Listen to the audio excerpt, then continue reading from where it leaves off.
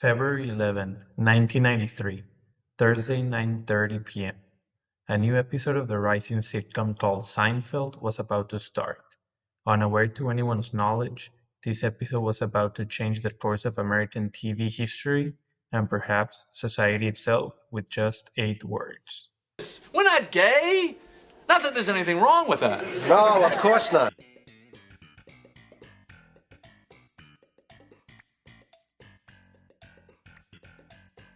Seinfeld's episode, The Outing, is one of the highest regarded episodes of all the 180 that aired during its syndication, normally being established inside the top 5 highest ranked episodes. The main plot of the episode consists of Jerry and George trying their best to deny allegations of being gay to a NYU journalist who wanted to write a column about them. The episode in its entirety serves as a near-perfect representation of what 1990s American cosmopolitan culture was like at the time. A society that, while still looking at homosexuality in a negative way and usually involved career-ending repercussions, was starting to be a lot less accepting of homophobic behaviors compared to earlier decades. This episode uses Jerry and George's panic and the off-the-loop characters' reactions to expose the truth about society's perception and ideas regarding homosexuality, and at the same time unintendedly pave the way for representation and normalization of homosexuality in television and society itself. Through its comedic portrayal of mistaken identity and social anxiety in The Outing, Seinfeld uses humor to expose and challenge rigid gender roles and stereotypes, demonstrating how television both reflects and shapes societal attitudes toward difference.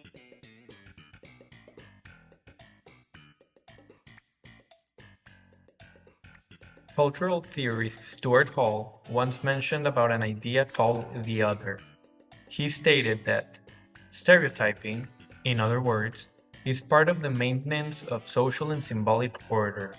It facilitates the binding or bonding together of all of us who are normal into one imagined community, and it sends into symbolic exile all of them, the others. In simpler terms, for a society to function properly with the presence of people who are different, the majority of the us labels the minority, the other, to facilitate coexistence. Enter Seinfeld.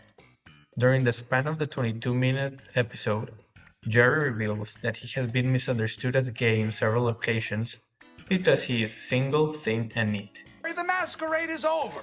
You're thin, late 30s, single. Jerry, I can see. He's so neat and thin. Later in the episode, two other characters reinforce those prejudices as to why it isn't out of the question for Jerry to be gay, and why they don't fit the criteria. His dad also says to him that he turned out to be gay because he wore culottes his mom bought him by accident when he was little, reinforcing the stereotype that people turn gay if given girly things. It was those damn culottes you made him wear when he was 5. The show makes an excellent job to show how people from different generations harbor prejudice against those they see as deviants, in this case, the homosexuals. It is implied that heterosexual men are not neat, thin, and tend to not be single at his age, so those who are must not be heterosexual according to their values.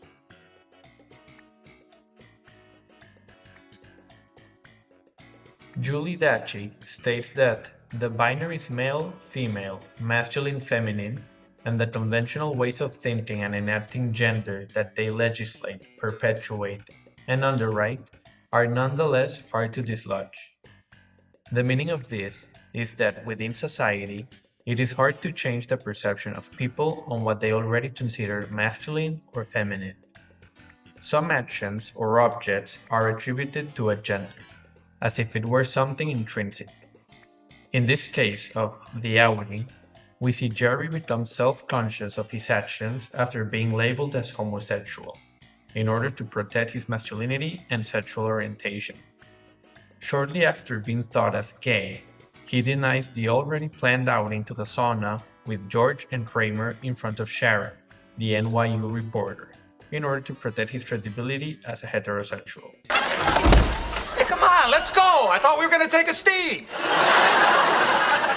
No, I don't want no any steam. No steam. Well, I don't want to sit there naked all by myself. Also, his reaction upon getting his birthday presents, tickets to see a lavish Broadway play with George. Yeah. Guys and Dolls, isn't that a lavish Broadway musical? And the complete discography of Bette Midler.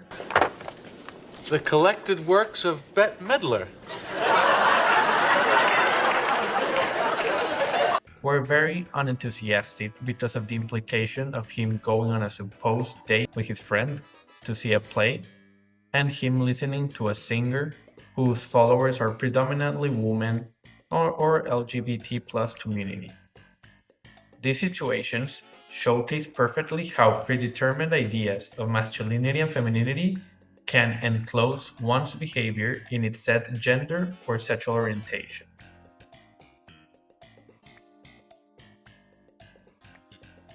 Julie Dacci again mentions that we face the importance of demonstrating exactly how the representation of variations in terms of gender gets tamped down. Meaning, as a society, we need to make sure every echelon of society gets represented. The Outing was one of the first episodes on TV history to talk and expand on topics regarding diversity in sexual orientation beyond surface level or just a simple mention. It was also one of the first shows in which, while they used being gay as the butt of the joke, the creators wrote it in a way to not offend the LGBT plus community and normalize their existence. Some examples of this is when Kramer is mistakenly angry at the fact that Jerry lied to him about his sexual orientation and not at the fact that he is gay. I thought we were friends. When Jerry says that someone's sexual orientation is their own business, It's not. People's personal sexual preferences are nobody's business but their own. and of course, that quote now immortalized in pop culture, not that there's anything wrong with that. Not that there's anything wrong with that. Not that there's anything wrong with it. Not that there's anything wrong with that. Not that there's anything wrong with that, Jerry. Not that there's anything wrong with it. That changed the focus of the joke on not wanted to be seen gay to not wanted to be seen homophobic. After its airing, The Outing went to win Outstanding Comedy Episode in the GLAAD Awards, solidifying its importance in LGBT plus representation and normalization.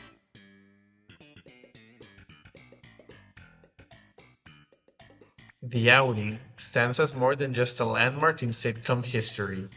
It is a clever, self-aware reflection of the social anxieties and cultural norms surrounding gender and sexuality in 1990s America. By using humor, sharp dialogue, and the lived awkwardness of its characters, the episode succeeds in revealing not only the rigid binaries and stereotypes that shape our understanding of masculinity and sexual orientation, but also the absurdity of letting these boundaries rule our lives. It becomes clear that Seinfeld's approach not only exposes societal prejudice, but also subtly urges viewers to question them and embrace greater acceptance and representation. The legacy of The Outing is its role in shifting the conversation, opening space for more nuanced descriptions of difference, and proving that laughter can be a powerful tool for cultural change. Not that there's anything wrong with that. He's the phone man. Not that there's anything wrong with that.